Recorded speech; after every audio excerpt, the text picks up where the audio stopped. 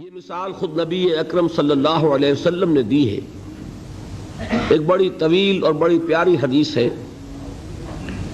جب غزوہ تبوک کے لیے حضور تشریف لے جا رہے تھے، لشکر بہت بڑا تھا، 30,000 کا لشکر۔ اس وقت ایک موقع ایسا آیا کہ چونکہ رات کو سفر کیا کرتے تھے، عرب میں آپ کو معلوم ہے دن میں شدید گرمی، لہذا جب طویل سفر ہوتا تھا تو زیادہ سے زیادہ کوشش ہوتی تھی کہ رات کے وقت جتنا بھی فاصلہ طے ہو جائے، پھر فجر کی نماز ادا کر کے بھی جب تک دھوپ کی تمازت نہ ہو، جتنا بھی آگے سفر طے کر لیا جائے، جب دھوپ ہو جاتی تھی تو پھر قیام۔ ایک مرتبہ ایسا ہوا کہ ساری رات چلتے رہے، پھر فجر کی نماز ادا کی، پھر لشکر کا کوچ ہو گیا، تو اب ظاہر بات ہے وہ وقت ایسا ہوتا ہے کہ شدید نیند کا غلبہ ہوتا ہے، تو تمام صحابہ پر نیند کا غلبہ ہو گیا۔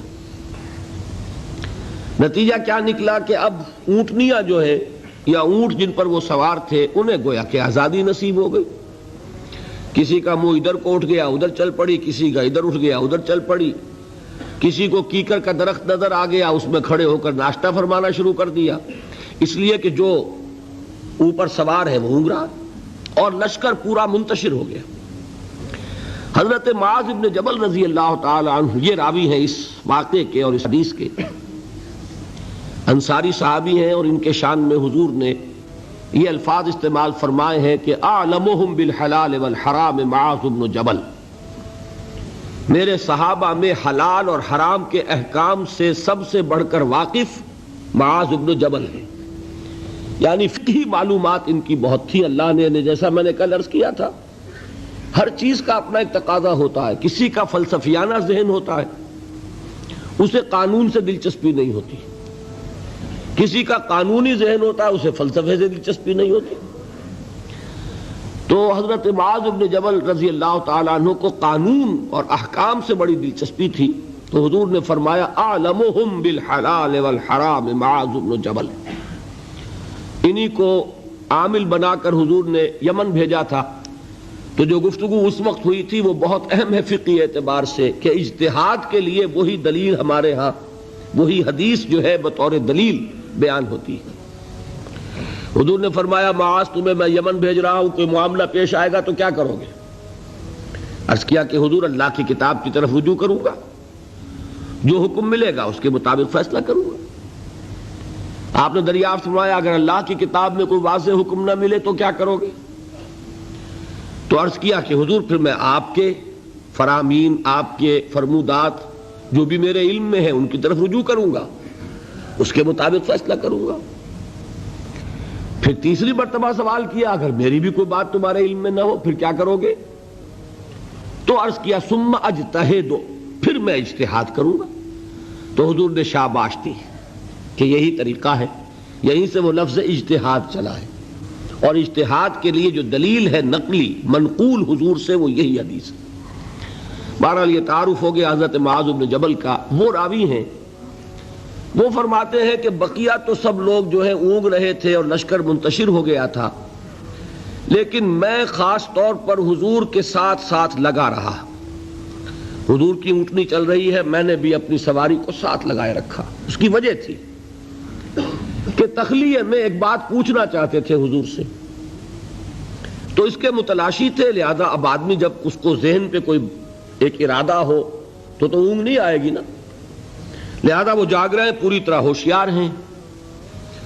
حضور کی اونٹنی چلی جا رہی ہے، اور آپ جب اونٹ پر سوار ہوتے تھے تو ایک کجاوا سا ہوتا تھا، پردے ہوتے تھے اس پر، تو حضور اپنے ان پردوں میں ہیں۔ اچانک حضور کی اونٹنی نے ٹھوکر کھائی، اس سے وہ بدکی، ساتھ ہی چونکہ اونٹنی بالکل برابر چل رہی تھی حضرت معاذ کی، وہ بھی بدک گئی۔ اب یہ جو ایک گڑبڑ ہوئی تو حضور نے اپنے اس ہودج کا پردہ اٹھایا اور چاروں طرف دیکھا تو نظر آیا کہ پورا لشکر منتشر ہو چکا ہے، فارمیشن نہیں ہے، اور صرف معاذ ہے قریب۔ تو آپ نے پکارا یا معاذ۔ اب انہیں اور کیا چاہیے تھا، اسی وقت کے لیے تو یہ سارا انہوں نے اہتمام کیا تھا۔ انہوں نے عرض کیا لبیک یا رسول اللہ، میں حاضر ہوں اللہ کے رسول۔ حضور نے پھر آواز دی ادنو دونک، اور قریب آ جاؤ. قریب ہوئے، ادنو دونک، اور قریب آ جاؤ، یہاں تک کہ الفاظ یہ ہیں کہ دونوں اونٹنیاں ایک دوسرے سے مس کرنے لگیں، بالکل برابر برابر. حضور نے فرمایا معاذ سے رضی اللہ تعالی عنہ کہ میں نہیں سمجھتا تھا کہ لشکر اس طرح منتشر ہو گیا ہوگا اور لوگ مجھ سے اتنے فاصلے پر ہوں گے. اب اس کی جو اصل اہمیت ہے اس کو سمجھ لیجئے کہ اس طرح حضور کا تنہا چھوڑ دیا جانا یہ تو بہت خطرناک ہے. عام حالات میں بھی کوئی کمانڈر ہو، سپہ سالار ہو، وہ اس طرح اکیلا رہ جائے تو دشمن کو موقع ملے. تو حضور نے اس انداز میں فرمایا ما کنت احسب الناس کا مکانہم من بعد، میں نہیں سمجھتا تھا کہ اتنے فاصلے پر ہوں گے لوگ. تو میں عرض کیا کرتا ہوں یہ موقع ہوتا ہے اگر ہم جیسا کوئی ہوتا تو وہ اپنی خاص خدمت کا ذکر کرتا، دیکھیے حضور، اور دوسرے لوگوں کی تنقیص کرتا. لوگوں کو خیال ہی نہیں ہے، توجہ ہی نہیں کرتے، اور میں تو بالکل آپ کے ساتھ لگا ہوا ہوں. اس کے برعکس طرز عمل تھا حضرت معاذ کا. انہوں نے عرض کیا حضور لوگ رات بھر جاگتے رہے ہیں، اب نیند کا اثر ہو گیا ہے، تو فی اثر الدلجہ، اس کی وجہ سے لوگ اونگ گئے ہیں، تو اونٹنیاں جو ہے اب آزاد ہو گئی ہیں. اب اس کا جواب سنیے. حضور نے بھی کوئی تکلف فرما کر اپنے آپ کو سپر ہیومن کی حیثیت سے پیش کرنے کی کوشش کبھی نہیں کی. آپ نے فرمایا وَأَنَا كُنْتُ نَاعِسًا، ہاں میں تو خود بھی اونگ رہا تھا صلی اللہ علیہ وسلم. یعنی یہ معاملہ جو ہے انہوں نے معذرت پیش کی سب کی طرف سے، حضور نے وہ معذرت بھی قبول کی اور اتنی بڑی بات فرما دی انا كنت ناعسا، ہاں بات بالکل ٹھیک ہے، میں خود بھی اونگ رہا تھا. اب انہیں جو موقع ملا اور انہیں یہ اندازہ ہو گیا حضور مجھ سے اس وقت بہت خوش ہیں کہ میں جاگ کر چوکس ہو کر پوری طرح ساتھ ساتھ چلا آ رہا ہوں. تو اب حضرت معاذ عرض کرتے اذن لی، حضور مجھے اجازت دیجئے ان اسألک عن شیء، کہ میں آپ سے ایک سوال کروں. قد امرضتنی واسقمتنی واحزنتنی، جس نے مجھے نہایت دلگیر کر دیا ہے، غمگین کر دیا ہے، نہایت مجھے مریض کر دیا ہے. یعنی ایک ایسی دھن مجھ پر سوار ہے، میں سوچ سوچ کر بیمار ہو گیا ہوں. حضور نے فرمایا سل ما شئتا، بڑا پیارا انداز ہے یہ. جیسے کبھی آپ بادشاہوں کی کہانیوں میں سنتے ہوں گے، پڑھتے ہوں گے، بادشاہ راضی ہو گیا مانگو کیا مانگتے ہو. تو یہاں تھوڑا سا اس کا انداز ہے سل ما شئتا، جو پوچھنا چاہو پوچھو، کھلی چھوٹ ہے. اس وقت ظاہر بات ہے تخلیہ بھی ہے اور حضور کا خاص اس وقت التفات ہے. تو انہوں نے سوال کیا، یہ ہے اصل میں میرے اور آپ کے سوچنے کی بات. صحابی ہیں، صحابہ میں اس درجے کے حامل ہیں کہ حضور نے سپرلیٹو ڈگری استعمال کی ہے خاص اعتبار سے. افعل التفضیل اعلمهم بالحلال والحرام معاذ بن جبل، صحابہ میں حلال اور حرام کے سب سے زیادہ جاننے والے معاذ بن جبل ہیں. حضور کے نکاحوں میں ان کا وہ مقام ہے کہ یمن کا گورنر بنا کر بھیجا ہے، لیکن انہیں کیا فکر دامنگیر ہے. عرض کرتے ہیں حضور مجھے وہ بات بتا دیجئے، حدثنی بشیء یدخلنی الجنہ ویباعدنی عن النار. حضور مجھے وہ ایک بات بتا دیجئے جو مجھے جنت میں داخل کرا دے، جہنم سے چھٹکارا دلا دے. یہ ہے وہ راہ نجات موضوع جس پر یہ ساری گفتگو ہو رہی ہے. اس کی اہمیت کیا ہے؟ انہوں نے یہ نہیں سمجھا کہ ہمارے لیے تو نجات ٹیکن فار گرانٹیڈ ہے، ہمارے لیے تو جنت میں سیٹ ریزرو ہے، ہم محمد کے صحابی ہیں صلی اللہ علیہ وسلم، ہمارے لیے کیا سوال. محاسبہ ہوگا اوروں کا ہوگا، جزا سزا ہوگی اوروں کو ہوگی. نہیں، ان صحابی کو یہ فکر دامنگیر ہے. اور کیا الفاظ کہے، قد امرضتنی واسقمتنی واحزنتنی، مجھے تو اس فکر نے بیمار کر دیا ہے، مجھے سخت غمگین بنا دیا ہے.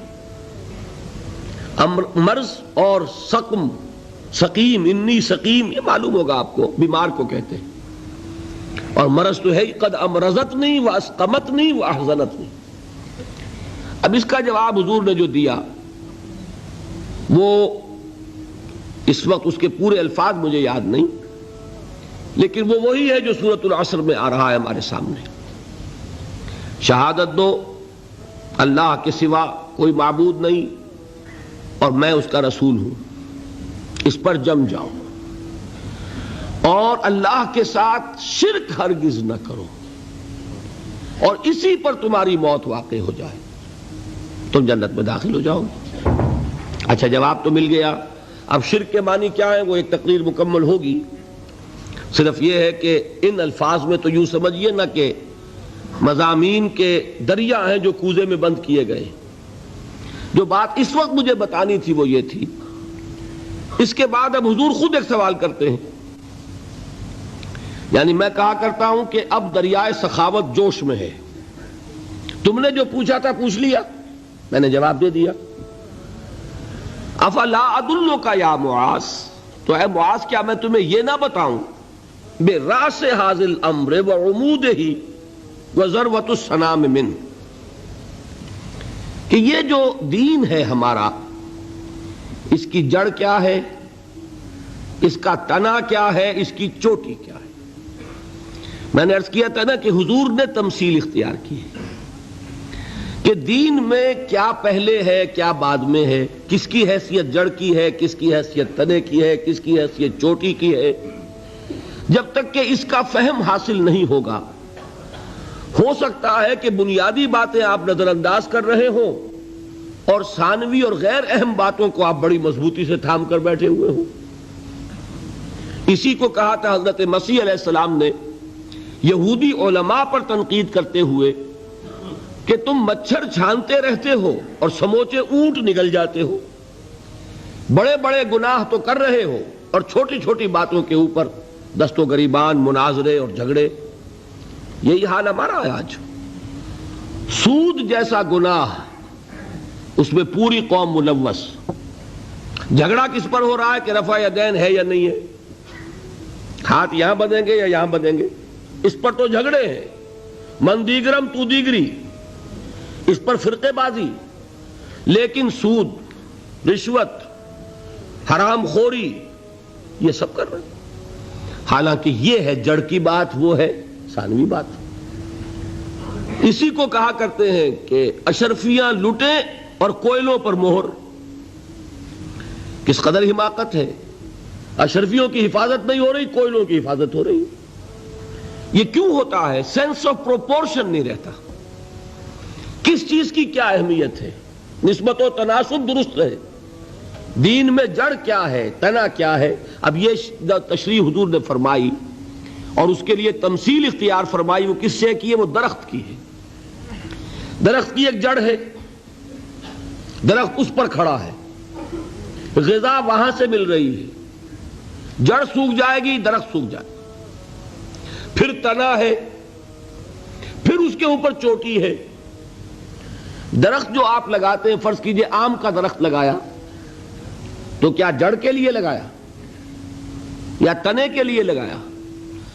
آپ نے تو درخت لگایا ہے آم کے لیے، آم لگتا ہے چوٹی پر جا کر، لیکن جڑ کے بغیر تنا نہیں، تنے کے بغیر چوٹی نہیں، چوٹی نہ ہو تو آم نہیں۔